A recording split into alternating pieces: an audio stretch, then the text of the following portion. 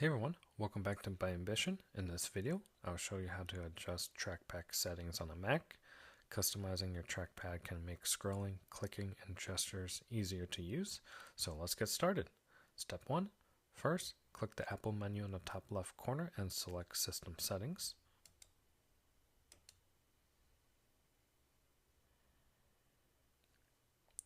Step 2. In System Settings, click Trackpad.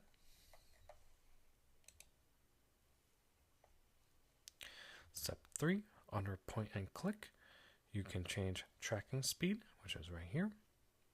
Click pressure, right here.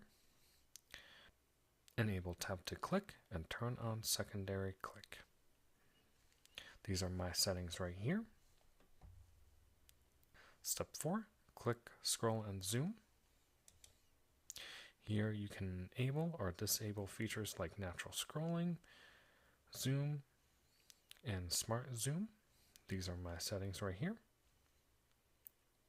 Step 5, click more gestures. Here you can customize swipes for mission control,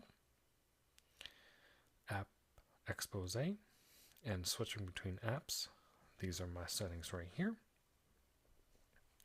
And that's how you adjust trackpad settings on a Mac.